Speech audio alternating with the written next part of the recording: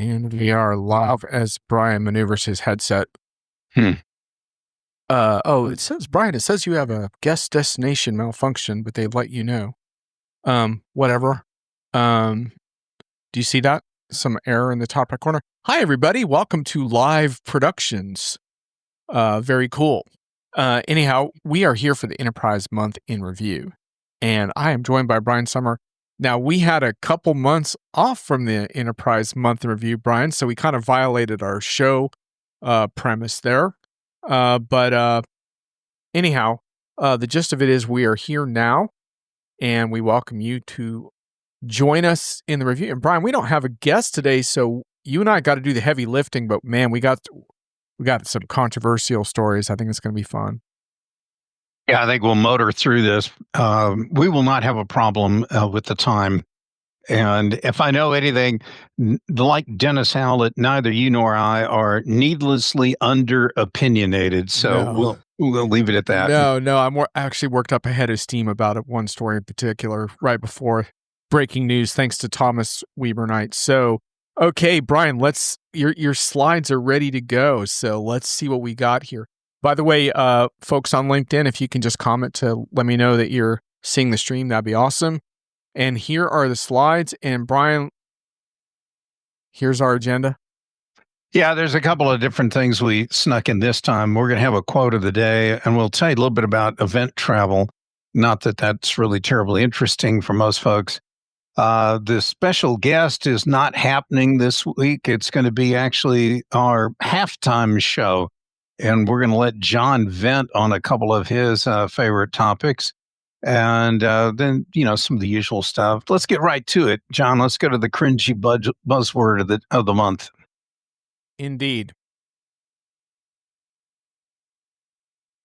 There it is, productivity. It's not a new word, but I love it now in the context of all the conversation on remote work and and return to office.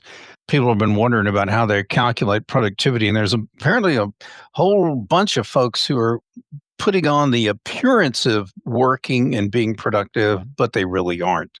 Anyway, I got to say, I kind of like the word myself, but anyhow. Yeah, man. The journey from productivity to productivity has a lot of pitfalls. I think I've fallen in a few of them this week. John's been a bad boy. Yeah. Maybe we'll have to hear what those pitfalls are as the show progresses. I need to work on some B-roll for my meetings so I can step away from the camera a little bit. All right, here we go. Quote of the month. Yeah, so this week I was at I Am Phenom, a great talent acquisition vendor at their conference. And one of the speakers put a slide up that started off with good science fiction writers would predict drones. But a great science fiction writer would predict the after effects of drones. And I added that part here about we need industry analysts to predict the after effects of AI. And that's something you don't hear a whole lot of conversation about. I know John's probably going to talk quite a bit about after effects here during the halftime show. But I thought it was an interesting parallel because when I first saw the beginning slide come up about a good science fiction writer would predict drones, I'm thinking, man, they should have predicted that 60 years ago or more. But anyway, the point's a good point, and I think dealing with the after effects is certainly something more people need to focus in on. All the knock-on and unintended consequences of new tech ought to be enough to make you really think about whether just because you can do something or use a technology, it may not always be the right idea to do it. Any thoughts, John? No, we are on to the next. So I think a lot of you saw on the news that Southwest Airlines is making some big changes, one of which is now charging people for bags.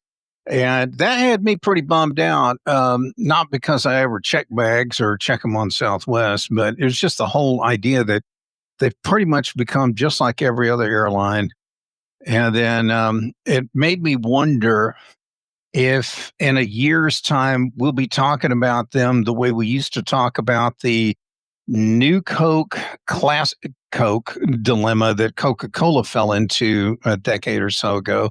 I think we may find Southwest regretting they make this move at some point, but that's neither here nor there right now.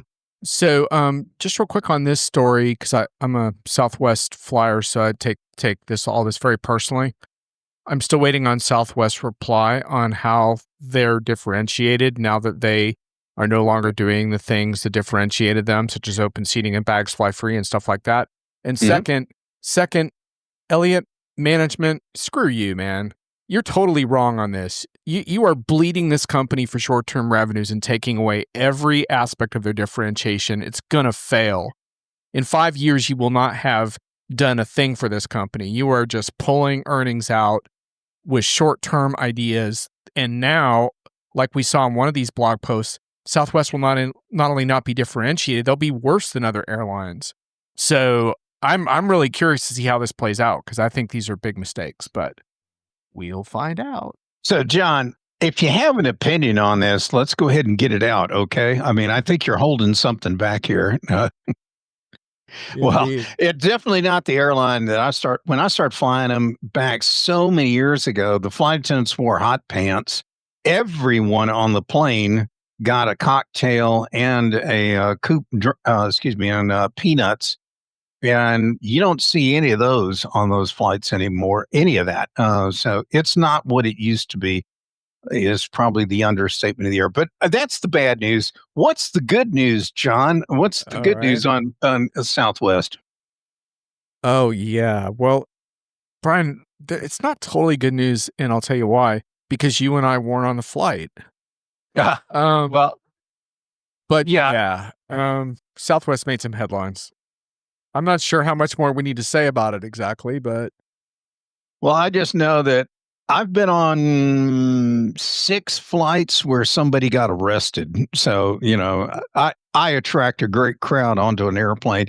But I've never had this scenario happen before. But, with all the conferences you and I have to attend to and all the different times we crawl on a 737, 700, or 800 to get to them, I don't think either one of us, I've never heard you talk about seeing something of this news importance like and neither have I. But anyway, mine are usually the more pedestrian, drunks and people high on some kind of drug or something like that. That's what I get on planes. the last assignment I got was watching someone get escorted away from TSA in handcuffs. That was pretty cool. But other than that, Brian, I've had pretty uneventful travels of late.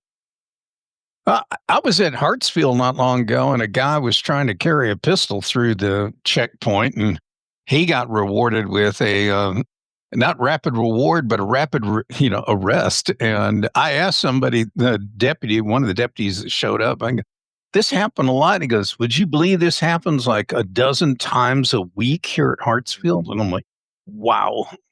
All right. Well, let's get on with the main point of this show. It's about tech. So, what do we have to say about tech this month, John? Here we go. So, and by the way, I know a few of you are on the stream, and I think the commenting's working. So, if you can just chime in, let us know you're here. That would be great, and we'll try to work your feedback into the show as we go. So now we are into the top picks, and so this was interesting because this is like actually kind of complicated to understand, but there was I thought a pretty surprising and interesting victory from Thomson Reuters over a competitor that had essentially used Thomas Reuters material, in an AI training scenario, and the ruling win against Ross. And it's kind of a complicated thing that involves how fair use is going to get interpreted. But the thing that I'm a little bit worked up about at the moment is that big AI companies are attempting to redefine. They're basically trying to win out of court, and I want to see them, compete in court and take their lumps or win, and respect the legal system. In the UK, there's been this push. We reported it on Diginomica, which is quite interesting. One really interesting thing about the UK version is that at the moment, a major AI, Chris Middleton's been writing about this, but a major AI group came out in favor of protecting creatives and keeping current copyright law and protecting the creative industry. And one of the reasons I think that's important is that it's not just about what big AI needs today, it's about future training. And if you don't have a viable content industry, then you have nothing else for AI to train on except for regurgitated AI and synthetic data. And that doesn't really work. So it works only in a limited way. So it's really interesting here because the fair use criteria get a little tricky. And one of the key criteria is to what degree is it transformative or not. And so it'll be very interesting. So there seems to be a little bit of interesting precedent being set here that could be challenging for big AI, but the answer is not to go outside the legal system and try to subvert democracy, which is what OpenAI just did today, trying to appeal to Donald Trump's AI action plan to essentially declare AI training fair use. And so what I would say to Sam Altman is, how about respecting the judicial system a little bit and try to make your best case? And, I don't really feel like living in a country where when things don't go your way or you think you might not get a good deal, you just basically say, okay, well, let's just let the executive branch take care of this. And we don't really need checks and balances. So I'm very, very, very troubled by this notion of trying to maneuver outside the legal system. Now, having said that, I think over time, copyright law is going to need to evolve to incorporate some of what we're learning from these new use cases. So I'm not at all opposed to seeing some things evolve over time. But at the moment, like this whole notion of trying to, oh, I can't win in court, so I'm going to curry favor with oligarchs. That doesn't work for me. I'm not happy. It's wrong. So anyway, more opinions from John Reed. I I actually agree with you, John, but I've been a lot more strident on this point with some very large firms that have tried to repurpose, reuse, and just flat out lift some of my intellectual property. And I go after them. I don't. I'm unsparing of that. Now I understand if somebody makes a mistake and take something and post it up, but I know behind the scenes, John, you knew. I guess it was probably 2 years ago. It looked like some guy took an article I wrote about a conference I attended and changed a few verbs. That's really it, and republished large chunks of it. What he really did was plagiarize. I thought he had used an AI tool to kind of rewrite it, but he had plagiarized the piece and provided no attribution for it. I called him and really slapped him down and his employer on it. I didn't go after and sue them and everything else because this guy just frankly did not know what the law was relative to fair use or anything. I'm not unreasonable, but big companies have the people, the legal staff, and everything else. They know what they're doing, and they shouldn't be doing this. So, I even added in the front of this, the last book I wrote, a whole section in there that this is on that page in a book where you have your Library of Congress number and all that stuff. I put in there that no part of that book can be used for AI training. And by God, if you do, and I find out, I'm coming after you with both barrels, or words to that effect. Anyway, this is Right. serious stuff. Yeah, and it's interesting in many different ways. Like we could spend a half an hour on this topic because where big AI has been getting into trouble is they've been making a fair use and transformative argument, which is a little bit different than what you're describing, where someone intentionally lifts copy and modifies it a little bit, which is a violation of copyright law. But what these big AI firms are trying to say is that this is a transformative use, but where they're getting into trouble again and again is verbatim copy and visual, like copyrighted copy has been pulled from these systems frequently to demonstrate that there are verbatim components inside of these systems. So it's a very tricky argument for them to make. But what I'm saying is they need to go make that argument, and they need to take it to court and work through it, and then you figure out what's to be done about it. And in some cases, the solution will be to settle out of court with far superior licensing arrangements that people can enter into. But that's a whole different discussion. But the other really interesting aspect of this is one of the reasons that Sam Altman and OpenAI, went this far is they're obviously they're trying to protect a business which is at the moment unprofitable and needs all the help it can get, with Microsoft taking critical distance from them as well in certain ways. But pot shots aside, they're saying that we'll lose the AI arms race to China if you don't make these accommodations and make it possible for us to freely use anyone's copyrighted material. And the problem that I have with that is that it assumes that the AI arms race is all about just bigger and bigger and bigger data and consuming any data that we can find, no matter who owns it. And I don't actually think that's where the breakthroughs are going to come. And the interesting thing about that is that DeepSeek, for example, which has arguably done some of the more interesting AI innovations in the last year by redefining the cost structure around inference and around compute and around training, they did that precisely because they didn't have access to a lot of the state-of-the-art GPUs and the best stuff. They were actually constrained and they didn't have access to it. And so they reinvented some things. And actually, I think that's where the AI breakthroughs are going to come, Mr. Altman, is not through competing in an arms race, but actually it's going to be people who aren't under as much pressure to commercialize and are doing really cool, interesting things to combine LLMs with other forms of technology and more compound systems, as they call them. And so I actually think that this whole argument that we're going to lose to the Chinese if we don't have unfettered access to everyone's hard-won intellectual property is complete bullshit. And, but it concerns me a lot because this case is being made to people who I know believe that they have the power to make these decisions without regard to what the court decides. And I would just like to encourage people to look at this from a legal perspective and let's work out our legal system to update it and modernize it to contend with these issues as much as possible. But let's not reject the legal system when we start feeling sorry for ourselves about what it decides. Take your lumps. I don't know if others on the call could tell, but sound like there are ambulances or fire trucks out there, which I didn't know if I'm under you queued up a surveillance. sound effect, for your incendiary remarks there, John. But anyway, all right, let's go to the next story because by the way, feel free to type in your comment. I haven't seen any yet, but I think you're out there. So keep going because I have a bunch of viewers on the stream. So, all right, Brian. Oh, this is me too. I can't pass the ball to you. This is me. Okay. Return to office. Okay. So just real quick on this because I think we have other stories to cover in return to office. I think we've covered this from a lot of angles in the past. But the one thing I wanted to point out is I got a little bit sparked by Madeline Bennett's article for Diginomica on the return to office trend isn't about productivity. It's about underhand cost savings and control.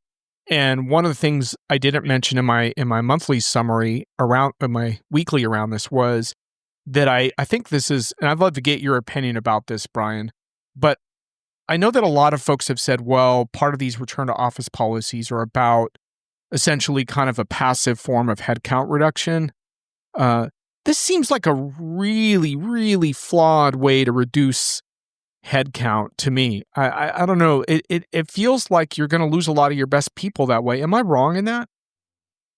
well, there have been some examples that, particularly where companies want to do a reduction workforce, but they're too cowardly to just flat out come out and announce it. So what they do is by introducing this, they create the situation where people who are nowhere near where their offices were, many of which moved like during the pandemic, they're the ones that are going to have to make those tough choices to leave.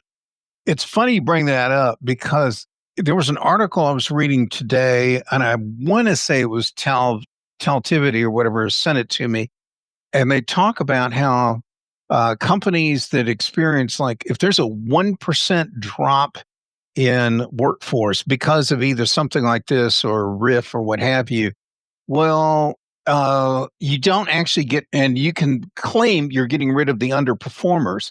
But as it turns out, it's the high performers who leave in a disproportionate number out of a company because to them, they smell problems and they want to move and they have the mobility and the market available to them to make career changes, and they will bolt. So their whole point of view was, if you're doing some of these boneheaded moves, you're not going to necessarily get rid of all the lower performing people. You may be actually looking at a real flight of your high performers. Right. And my overall take on return to office is I actually welcome a range of policies because I'd like to see who wins the so-called war for talent based on these different policies that are enacted. Just real quick in the summary that I did of this topic, the I struggle with this topic because I think there's fundamentally kind of a failure of imagination around how to best rethink this. Like we have an opportunity to really rethink like what is effective in an office context and what is not, right? So in other words, like enacting a return to office policy and then walking in and seeing everyone on different Zoom meetings in their cubicles or, work, desks doesn't really feel like a good use of an office, environment given the commuting stuff. So what I went through was like that few companies have really taken this opportunity to rethink, and it's hard to get to the bottom of these, what works well when we're hiding behind these mandates. And, my final points are that, culture, the idea that you have to like return to office to have like a viable workplace culture to me is absurd.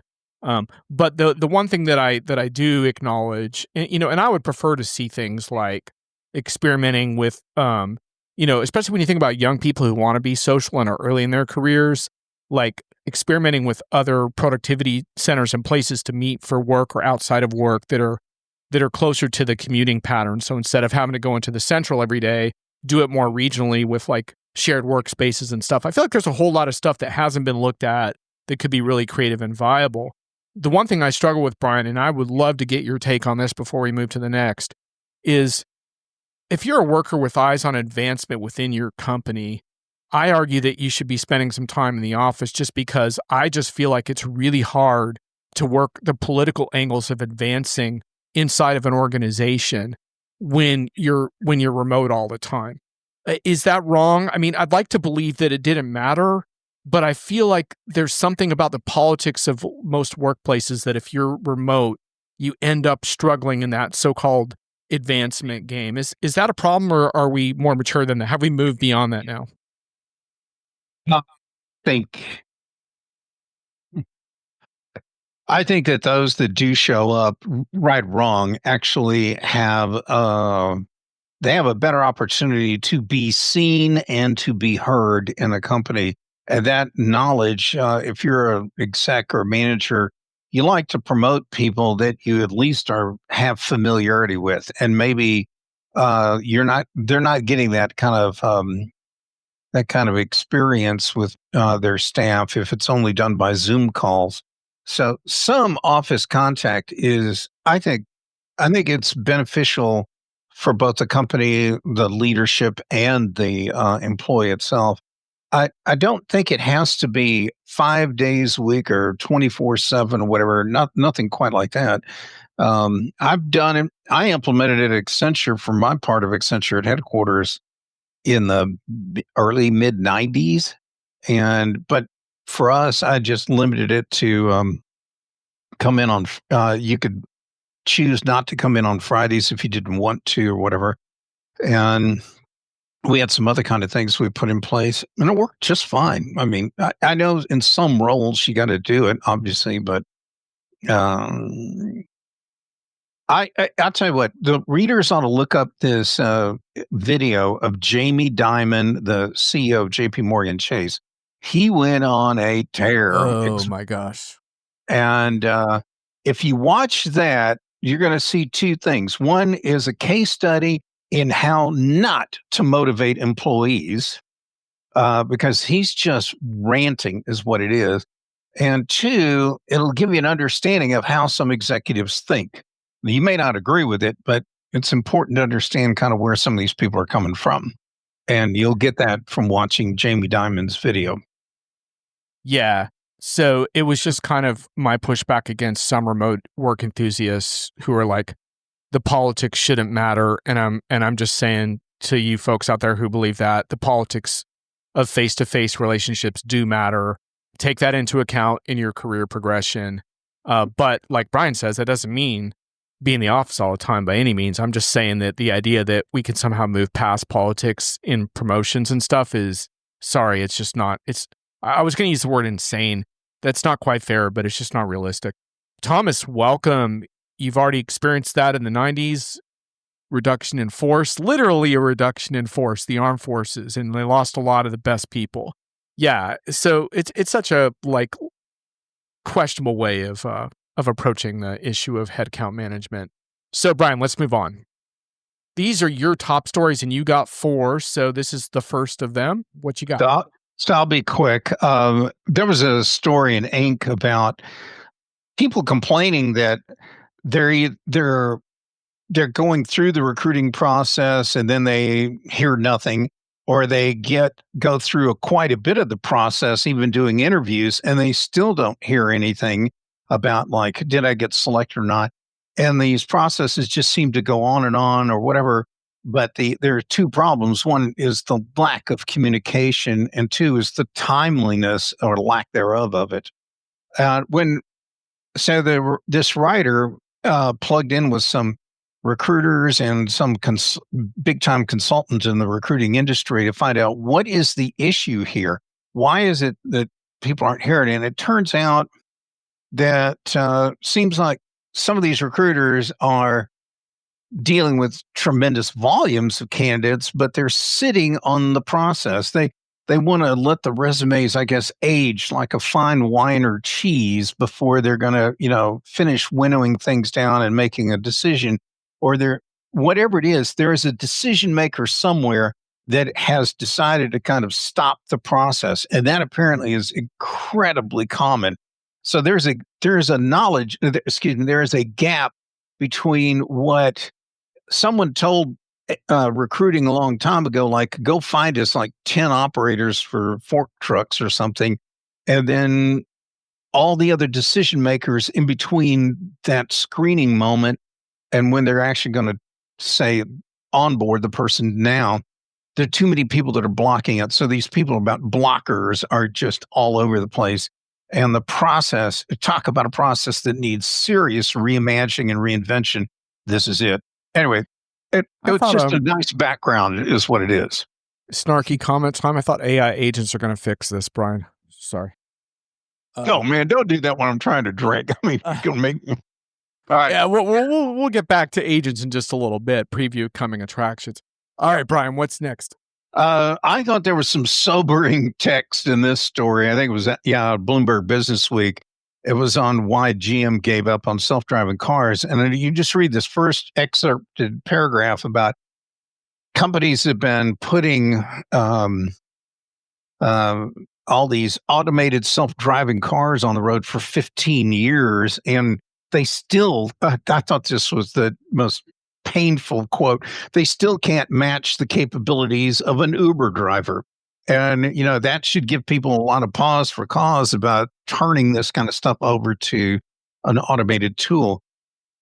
It also points out another problem. The article doesn't get into this, but it's this AI compounding problem where the software is making decision after decision after decision, long strings of decisions to figure out how to navigate your car from point A to point B.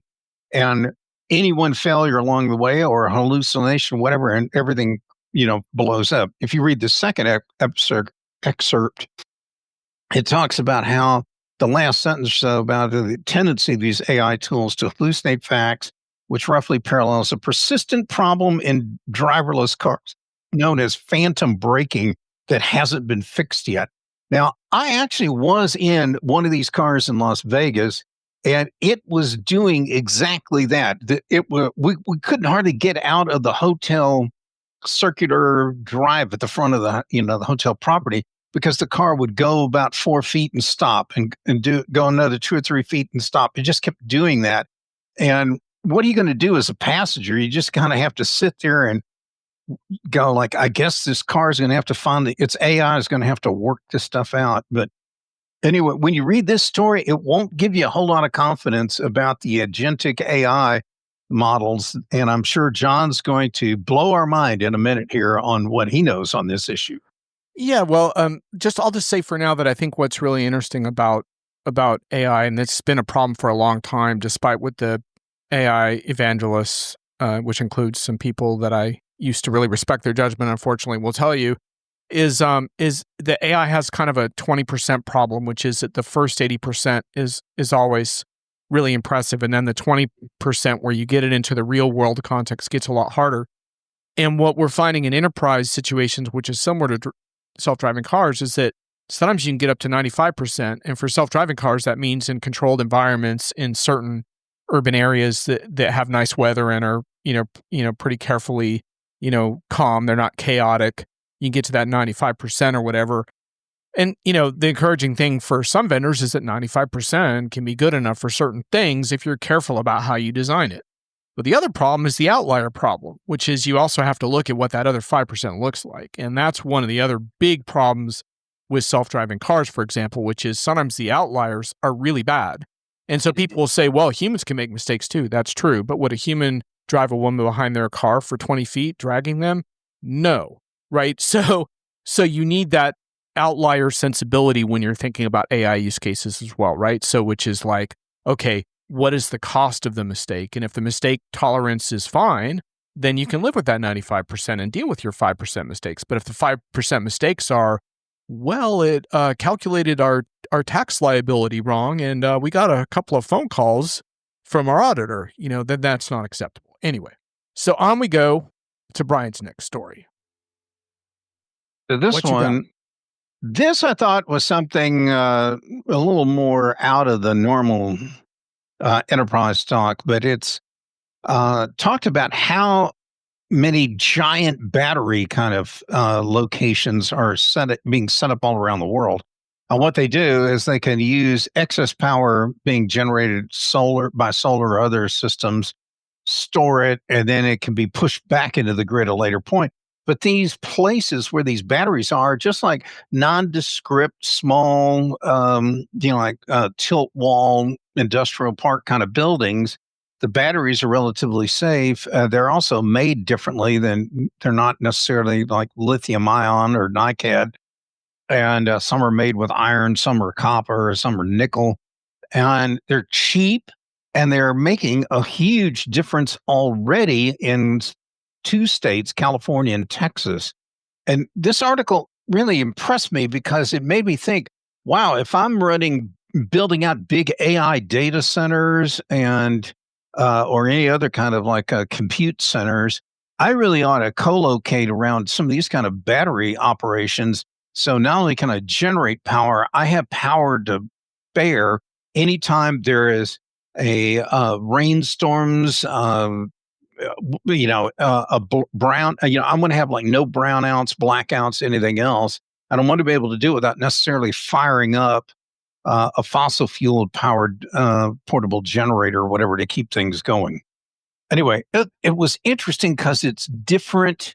It's not what we normally talk about, but it clearly plays in these energy pig AI kind of world that we're moving into. Right. So what do you think for the average enterprise? How should they be thinking about stories like this? I think if you're going to be building anything from a capital perspective, a manufacturing plant, distribution facilities, whatever, you're going to be a net net consumer of power. There's a sustainability and a green angle to this. There's an ESG angle to it as well.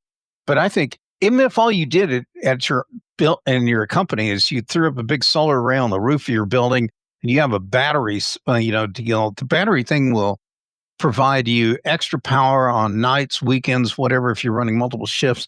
And they're not expensive. That was the other thing the article brought out. So yeah, I think you really need to look at this because it has other non-financial, operational, and financial benefits to consider. You know what this reminds me of a little bit is how AI has provoked like kind of an overdue data conversation. It seems like AI could also provoke an overdue energy conversation. And one of the things about that is that this notion that we can put ESG aside because it's a political hot potato doesn't make any sense to me because so much of this is about bottom line concerns, regardless of where you stand on, this from a political perspective. And I have hot takes about that, of course, but to me, this is the conversation companies need to be having around how are we going to fare in our fragile grids as more demands are placed upon them, and also how do we optimize these costs in a more granular way. I mean, Brian, it's kind of shameful how far behind so many software vendors are in terms of integrating this kind of real-time energy management into their software. I mean, this could have been done a while ago. I don't understand why we've been waiting on these next gen ESG vendors so long. But anyway, whatever.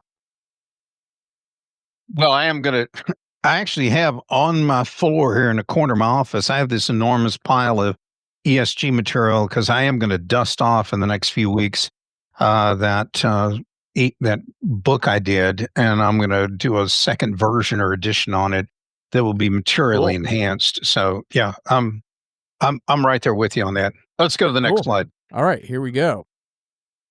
I think this is the last one. This was an interesting article. It was a great bait click article, bait click headline for it that was basically train me or I'll walk. I think was the headline on it, on the email piece that promoted it. But it did remind me that in all the conversation about all the changes that are going on and how we're trying to hire people based on skills and skill ontologies and everything else, that there still is this question of who's going to train the workers out there and what are they going to do? And I think these are two important questions for HR people in particular, because I don't think they're thinking enough about, what the roles really look like in a post AI or whatever kind of world. And what are the skills that are going to be required? Who's going to teach it? And are you are you going to have the materials ready to really make this happen in a timely fashion? The other thing is, I'm already seeing an AI education training kind of tool that knows just on watch, it's observing how you learn, how you study, and how you build competency online. It's figuring all that out so it changes the way you receive training to fit you, which is very different from the way training's been done for centuries, which is like there is an instructor and they teach everybody in the class the same way. And even the way course materials are delivered electronically, it assumes there is one and only way of that people will digest and pick up this stuff. And that's why you've got somebody in the class that will ace the material, and a whole bunch of others get middling kind of grades, and some are going to fail. And I think using AI to make sure that everyone not only passes but does really well, I think is a great thing. So I think we've got problems here all over the place on the skills and training, and we're not really talking about the right issues, I think, right now. So that's where this is at. Let's revisit the AI conversation for a moment with this in mind, because I think this is a really good illustration of where I'm actually a little more enthusiastic as well. Because I think that hyper personalized training content is one of the better AI enterprise use cases to move ahead with. And, you can look at that from a couple different perspectives, because one is how many enterprises actually have enough human mentors to go around and enough quality training to go around for their employees as it sits now? Not very many. And like you said, they're not catered necessarily to the individual. And then you look at what you could do with this type of thing where you could train models on most of your material, and then with the updates and the updated course information, especially in fast changing fields, you can update that through knowledge graph type information and vectors, and input that material and keep that information much more current. And so, okay, so what's the cost? That gets you maybe to a 95, 98% accuracy rate with that material. Okay, well, what goes wrong? Well, maybe occasionally you might get slightly inaccurate training information. But you know what? You were getting that anyway, because essentially your current training information was pretty much 3-ring binders and equivalent in electronic PDF form or whatever. So the training material becomes out of date and isn't relevant anyway. So I really like this use case, Brian. And I think that if I'm an HR person, I really look hard at this, because this has a lot less risk profile, for example, than putting AI into your recruitment and hiring. Agreed. Next slide. All right. Halftime. Hey, viewers may not appreciate this, but photographer credit goes to Brian S. Summer. Brian, you were at this game. Wow. Yeah, I was. I don't want to tell you. Let's just say I was in a prime sitting position there, right there at the in the goal line. All right. Well, John, you've been you've been on a tear lately. Interviewing all kinds of people and bugging all kinds of folks with, if I have pesky questions, yours must have been over the top, but you've been trying to find out all kinds of things related to RAG and the accuracy of some of the AI stuff and the agentic materials. Why don't you tell us very briefly, which I know that's going to be hard to do, but Yeah. what have you learned? Right. So this was a fun one because basically I reached out to a bunch of vendors and with the same pesky questions that were troubling me because I started by going to the experts who really have built LLM systems from the ground up and looked at this context of how do we properly evaluate these systems. And I started with RAG and published on that and a little bit on agents. And then the next piece is going to be how do we evaluate agents? And the reason I started with RAG and that type of context is that the major reason that vendors are talking about accurate results has to do with what they put into that context window. But vendors pretend like the LLM will always defer to that information that you're putting into the system, which might be up-to-date customer information or up-to-date reference information. But it's not always the case. Sometimes the LLM will choose to serve up something from its own training set, and usually that's very undesirable. And vendors don't want to acknowledge that, but that's both the beauty and the downside of these particular types of systems is that they make their own decisions about things like that, and they don't always repeat it in the same way. So you can't actually control them, and vendors don't want to talk about this. But I found some really good companies that are working on evaluation metrics, and the best one, in my opinion, from the ones that I interacted with was Galileo, and so I had a dialogue with them around this. So the reason that I focus first on the context window and what that means is because basically you can measure it and you can look at how many times did the LLM defer to the context window versus its own training. And of course, you really, if you're building these things in, you want it to refer to your context as much as possible. But there's other things you can do. That's only one example of the things you can measure in terms of your performance there.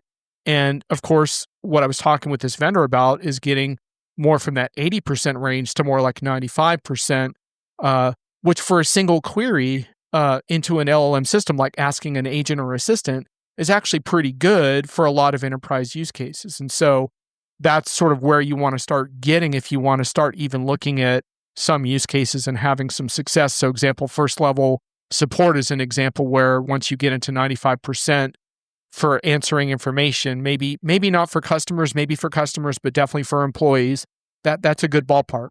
So I started there, and the reason I started there is that eventually I'm going to graduate into agents and agent evaluation.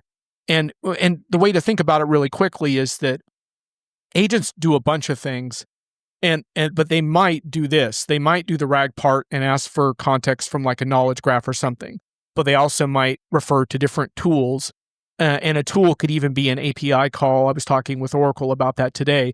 So agents call a bunch of tools in order to achieve a goal. So agentic evaluation is a little bit different, but I started with the RAG context because it's so important for how vendors are pitching the accuracy of these models. And it is one of the major tools that agents will refer to, but agents are going to pull from all kinds of tools, not just RAG or context systems. So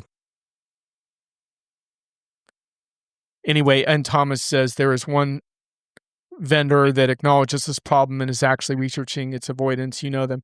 Yeah, and I've published about them too. And but everyone that I respect acknowledges that this can't actually, that this is not a fixable problem.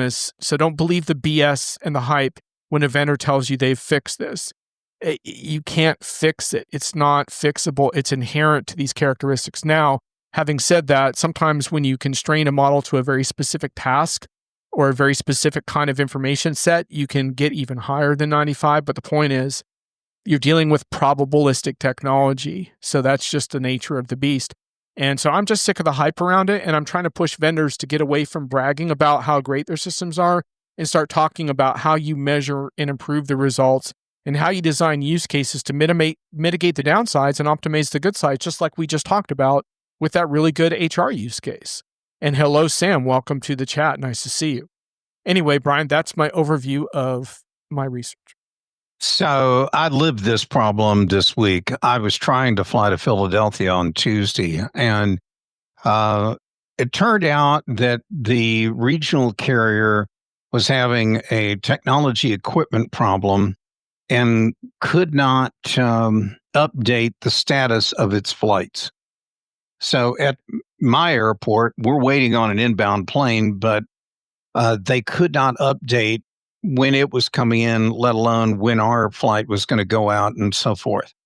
I tried calling the major carrier, and because they had their AI agent that I was interacting with on the phone, it wasn't used to this kind of a problem, so it wasn't in their skill set. But it also left me no alternative to actually talk to a real human being to find out what the hell's going on here. And I wanted answers to questions like, how is it that the guy sitting beside me in the lobby um, has already been rebooked onto another, and rerouted through O'Hare, and I'm still stuck, and this junk went on for hours, and delayed me like crazy, and it was all because the AI tool could not recognize the problem. It had nothing in its experience base that would deal with it, and it was a multi-party problem. It was with the regional carrier and the major mainline carrier and so forth, and nobody had any answers.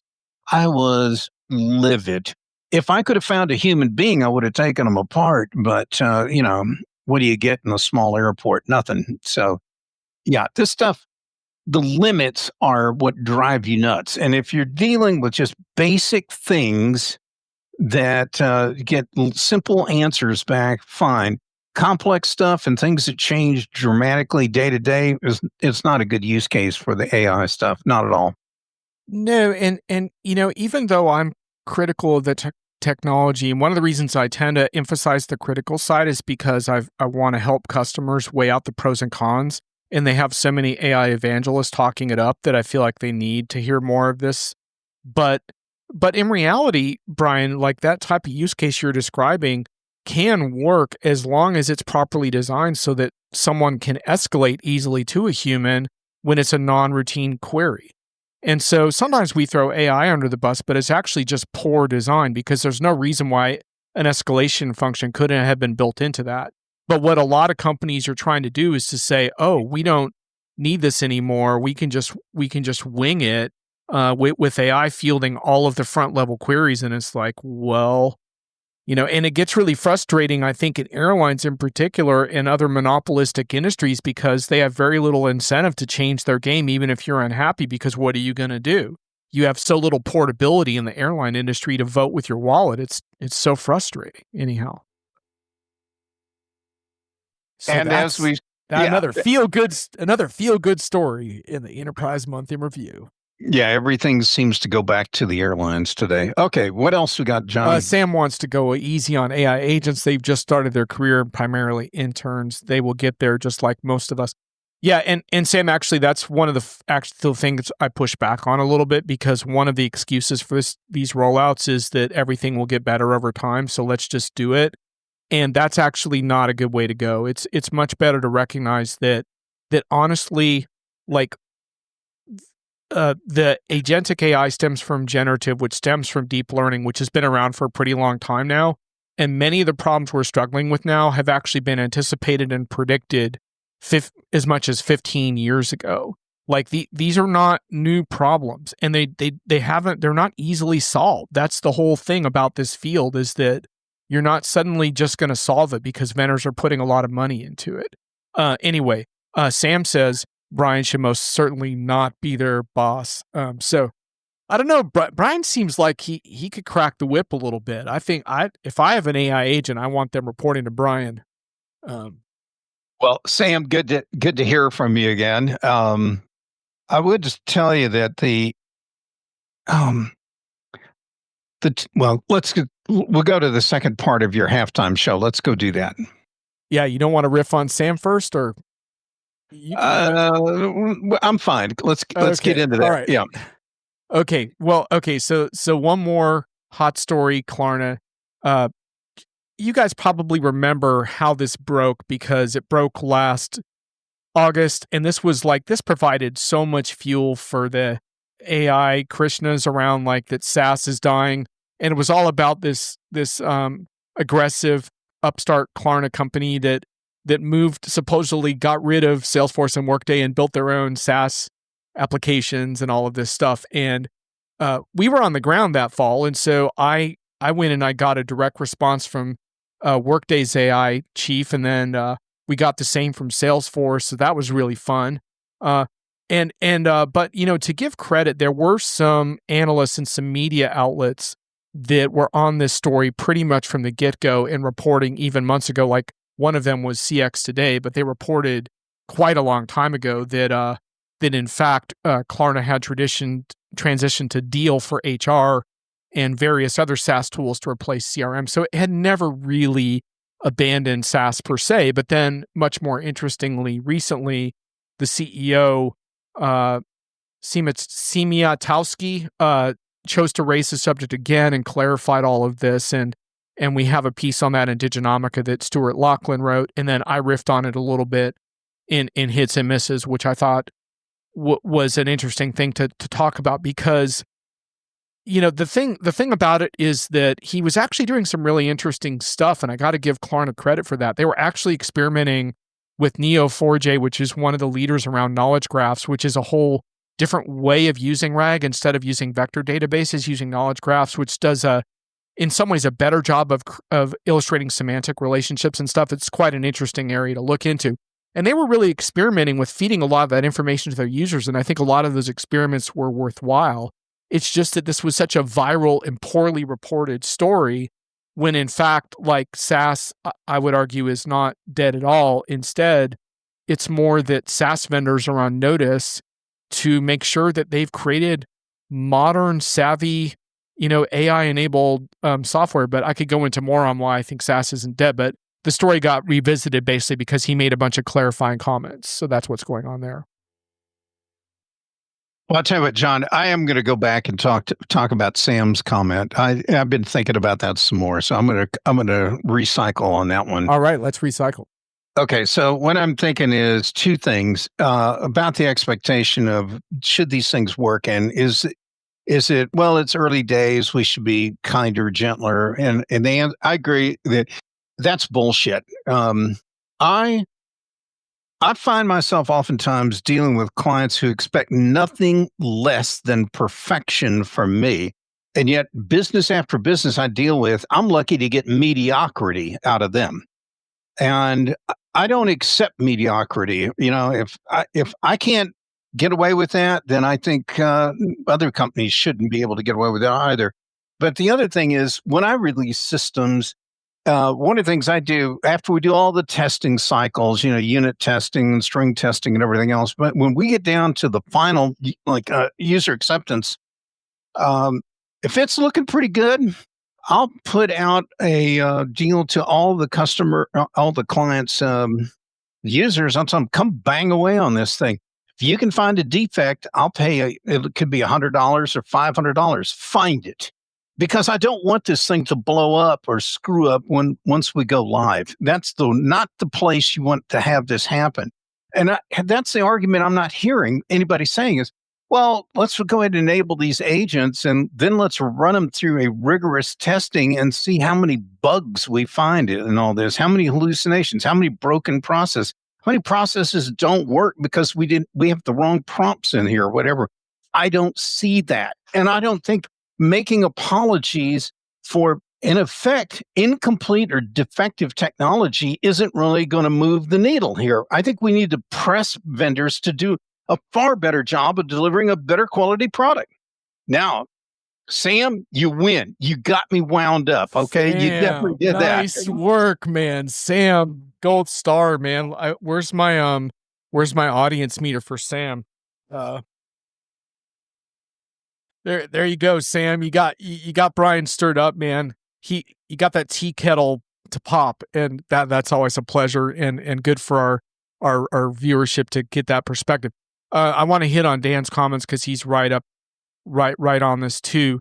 Dan says hello. He's just done a couple of podcasts on AI agents, and the thing that scares me about them is having bad processes that a company starts to automate with agents because they feel they have to do something. Then if they don't clean their data first, the agent's going to merely create a big mess unless a human is inserted properly in the loop.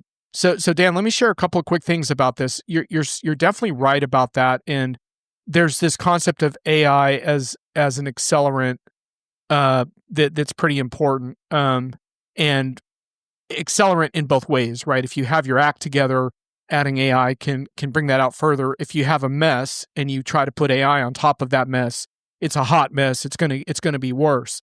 But Dan, even if you have really good data, et cetera, the agents are still not perfect tools, and so that's the other piece of the puzzle, and that's what I'm trying to bear down on as well. Is how do you evaluate the performance of these tools? And I'll be writing about this. Did the agent pick the right tools? Did it pick the wrong tools? Because even if your tools are great, it could still pick the wrong one, and it's really, really important to understand that it's not just about getting your data clean.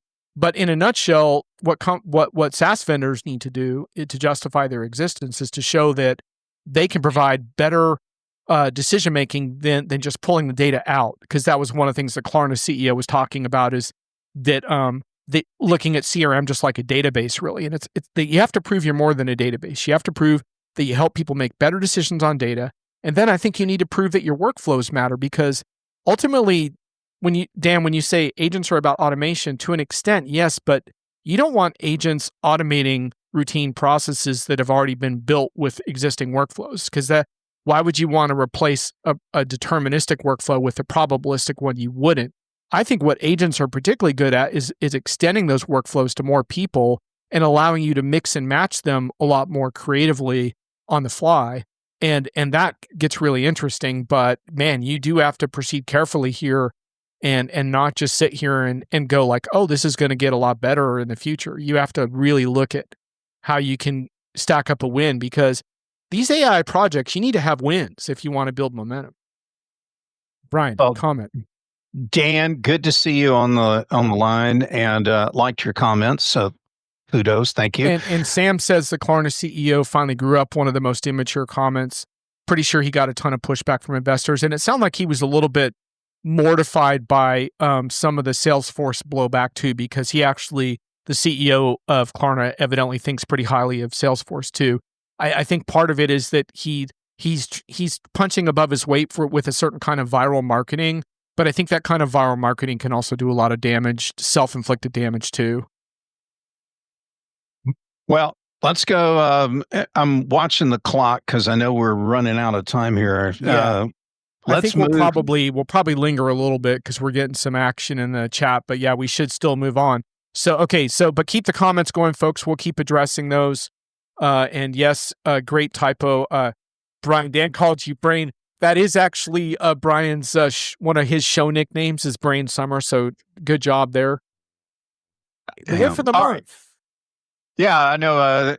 People like actually, this is the runner-up. This is the runner-up. We have two runners-up and we have a finalist here. So okay.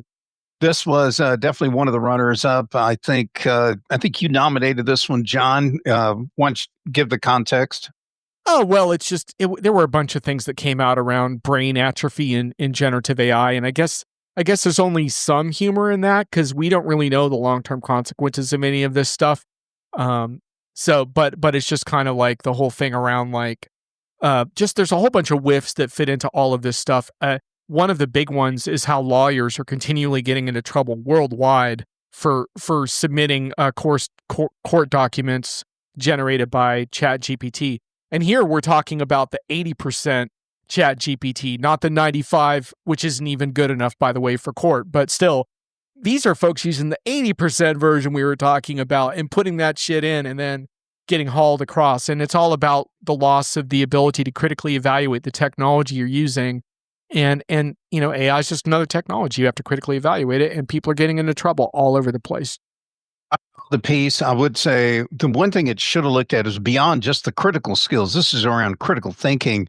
They were showing some interesting stats that it was kind of trailing off. People were using it as a crutch. But the other problem is what using AI almost comes with a deadening of understanding ethics. And that's how you end up with people using AI to fraudulently claim skills they don't have or whatever. just so they can get a job interview, blah, blah, blah. Anyway, that was the first runner up. Our second runner up, John, tell us about this one. Oh, well, this fits in with everything we're doing, so I'll cover it really quickly. But this was HP basically saying, like, we're going to try to deflect human support by making people wait an extra friggin' 15 minutes for a human instead of self-service. And my big message to HP was people don't want to call your voice line if they can solve the problem another way. Quit pretending that people are doing that. They're not. Your self-service sucks, or they wouldn't be calling your voice. Fix your self-service if you don't want voice calls. This is ridiculous. Anyway. And to that point, John, when you do try to use their digital tools, not just them, but Microsoft, I recently had to, I bricked a laptop and had to buy a new one and transfer stuff. I needed some answers. And you try and go online, and what you find is there's like 19 places somebody has allegedly posted a fix to the whatever problem I'm having. No two of them are the same. No one's ever bothered to coalesce the stuff into a single, here's how you fix this problem once and for all. No, they don't do that. There's just all these scattered threads and fragments of junk everywhere. So I don't buy the defense that you need to push people off of that. People are calling in because your digital assets are such junk. And that's why they have to call to get help. Yep, and because I couldn't find the answer on Reddit either, which is where I get 95% of my self-service stuff resolved, not from your freaking support documentation, but from freaking Reddit. Oh my God. All right. Or YouTube. Yeah. Okay. Or YouTube, right. YouTube. Thank God for YouTube and some tech fixes there. Thomas is back to the agent thing. Fully agree with you. If one implements an agent-based system for some parts of processes, they better show improved performance for the company right away, which gets back to your point too, Brian. And then needs a solid set of KPIs that define success or better. And I was talking with a vendor about this today, about the importance of establishing metrics. And so in a nutshell, Thomas, two kinds of metrics. One is the kind I'm writing about now, which is evaluation, like how did the tool perform? When did it make mistakes? All of that needs to be measured. But then also the business outcome type of metrics need to be built in too. So both of those need to happen. And then Sam, real quick on Klarna. If you want to do negative marketing, don't go up against the masters of negative marketing. Pick what you are really good at. Okay. Boy, Sam's got the catty stuff going today here. Meow. We gotta be careful with Sam, because Sam's like cleverly like putting logs on the fire, like to kind of up the ante of the thing. And now I'm getting riled up too. And like, this is just getting a Friday afternoon chaos here. I got a feeling John's going to turn this podcast into his entire hits, miss, and whiffs article for Monday next week. And Brian, here's our winner. And Brian, this is one's cool because I thought you would like this one, and I sent it to you, and you did like it. Yeah, and that actually, I love this one. The whole idea that an AI provider wants to hire people, but it doesn't want them to use AI, to optimize or whatever you want to call it, their resumes. It's so beyond the pale and insane that they do this. And I get why they do it. I really do. If I were a recruiter, the last thing I'd want to read is somebody's bullshit laden job description matching buzzword tracking kind of thing. I don't want to read it because I don't know anything about how is this the authentic person I'm interviewing or some clone of something. And then see an AI company doesn't want you to do this. I'm like, oh boy, have we come full circle on AI stupidity with this? And that what a great way to wrap up, one of the last things we're going to cover for this month in review. This is icing on the cake here, folks.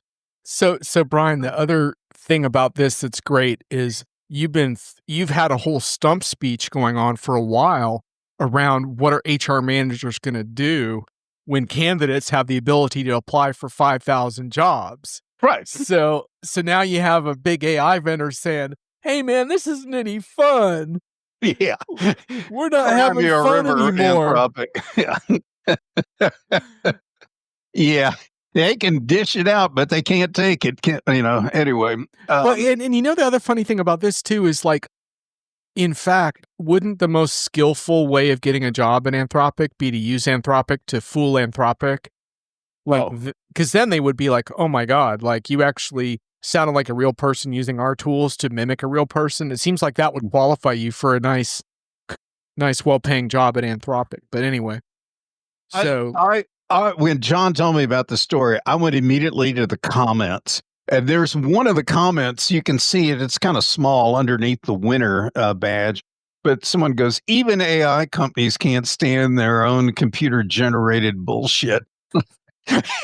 And folks, that's one of the cleaner comments. And and I actually said in Hits and Misses, I said that that I take this as a throwdown challenge, and I'm ready to do my first AI generated job application. I'm up for this, and I'm sending it directly to Anthropic.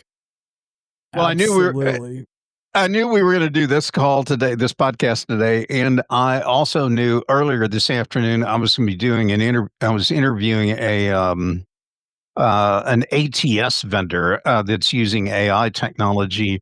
They're a new startup, and of course, like all startups, the first thing they tell me is, "But Brian, we're new, we're different." They're always different, man. They're still kind of, some things never change. And then I crack up, they're telling me all this, and then I'm pressing it, and I find out the technology still uses the same kind of like matching technology. And if you get like 1,400 people apply for a job, the recruiter has the ability to narrow down the word matches to say, I need somebody that matched 90 to 100% of the critical, words, that we're looking for. I go, so you're basically creating a tool that only works on resumes that have been perfected by AI tools. So how does that help an employer find out who the really good people are if all it's doing is processing machine generated junk? And then the crickets started chirping. So anyway, this this story was the one to end, the broadcast today. Absolutely. I'll let you know how my application goes, but I'm definitely looking forward to applying. And to that end, I knew I was going to be doing all this stuff. So this morning, I applied for a job with a major company here in the Indianapolis area to see what their latest and greatest ATS kind of technology is. So like I always do, I use my real name and resume and everything else, and I fired this one off. And the first thing I noticed is the ATS, it's working. It's asking me a couple of questions. It's working rather well. And then it goes, okay, so Brian, why don't you upload your resume? And as soon as I did, it presents my education. And this thing somehow decided that I had gone to college at Arizona State, which swear hand on the Bible, I have never been a student at Arizona State for anything ever. But it needed to know, well, what degree did you get there and what years were you there? And I'm like, how did they come up with this bullshit? I mean, if an ATS still can't parse my resume, how will an AI tool get trained if it can't even figure that out? I mean, we still don't have the basics yet, and yet we're trying to use all the advanced stuff. Anyway, I'm sorry, you got me going, but no worries. I wish you good luck. I hope you get an interview, because I know you're still smarting from not being able to get an interview with Accenture. Can you, at your local office there, can you just remind me and the listeners, what was the maximum headcount of people that you once supervised at Accenture? I had 3 legal entities at one time and had on those about 200 were my main folks. Yeah. But I was responsible for, like, say, for when it came to like rolling out the process re-engineering competency, that was 19,000 people. 19,000. Yeah, but now can't get a friggin' interview. Man, where's AI when you need it, man? What the hell? Anyway. So I think we're I think we're out of time, but what inspires or creates value? Do we have anything left? I mean, we've been running down AI hard today. So do we have anything not AI related? Well, I always think these kinds of chats create value in it. When our audience started kicking in there, thanks folks. It just really made my afternoon because that's how I get smarter is through the people there, and that's the whole go of this show is not just to share what we've seen, but to kind of use you all as a sounding board to see where we are. So thanks for that. And finally, I will say that I think sometimes value is where you find it. I just found on YouTube an amazing live performance of You Can't Always Get What You Want from 1973 vintage Rolling Stones. Do a search on that. Talk about value. Wow. That I was just sitting there just staggered by what I was listening to, and I was like, man, I found some value. Well, if you're going to do music stuff, I would highly recommend people get the Mavericks when they did an album when they were performing on Austin City Limits. That one's a really good one. If you guys want something else to read for this weekend, I would recommend Time Magazine had a story on why companies aren't held accountable for data breaches, which is rather sobering. There was also a great story in Bloomberg Business Week called Culling the Startup Herd.